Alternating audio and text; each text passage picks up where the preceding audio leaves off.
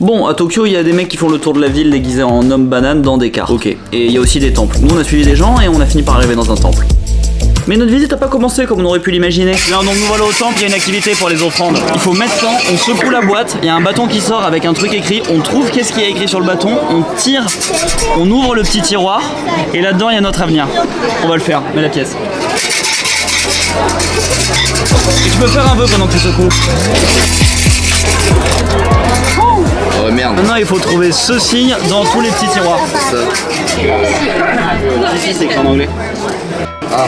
Bad fortune. Merde, il a eu mauvaise fortune, apparemment il va perdre un truc. Je vais le faire aussi.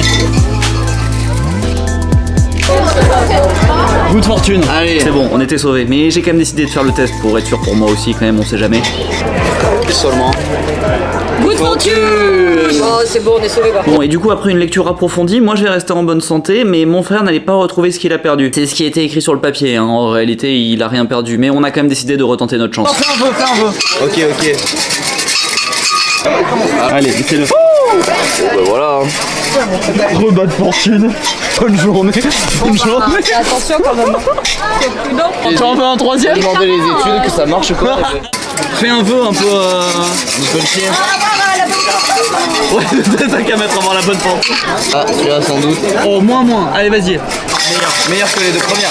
Et attends, parce que en fait, quand t'as eu la mauvaise fortune, il faut l'attacher là-bas aussi. Il faut pas qu'il s'inquiète parce que quand on a une bad fortune, là, il faut faire un petit nœud avec sur le portant là-bas et ensuite on l'abandonne ici. Donc viens, on va attacher tes mauvaises fortunes, on va garder que la meilleure. C'est bon, on s'en est débarrassé. Après, pour rassurer nos arrières, on a quand même préféré passer à la deuxième activité du temps. Suivante, c'est le marchand dansant apparemment. Je prends le jaune.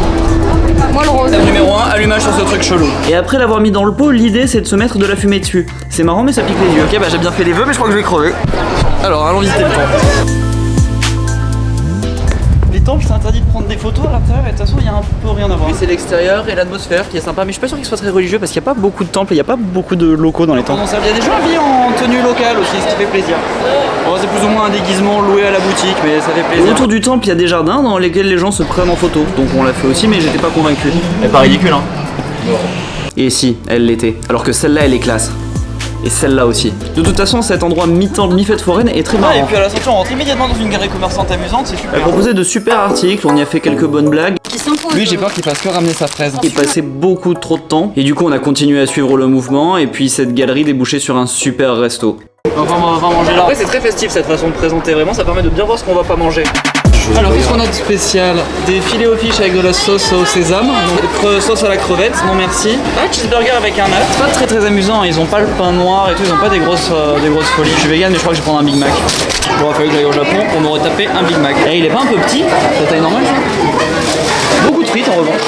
Prendre des trucs un peu plus amusants au McDo, genre pain noir, celui à l'œuf et tout, mais il n'y en avait pas beaucoup, il n'y avait pas beaucoup de choix, il n'y avait pas de trucs noirs amusants et tout. C'est un McDo normal, mais 20 sur 20. On a également pris des nuggets épicés. Ah, c'est bon les nuggets épicés? Ouais, c'est bon. Une McDo délicieux. Bon, bah c'était délicieux. Enfin, un repas et en plus, c'était 12 € les 3 menus. Beaucoup de plaisir. Du coup, certains se sont permis un deuxième menu. Ou les teriyaki. On ressemble pas du tout à un McDo, mais c'est très bon.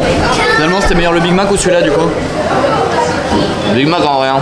Ouais. On reste au classique, ça fait son succès, des raisons. Le Big Mac qui maîtrise la recette.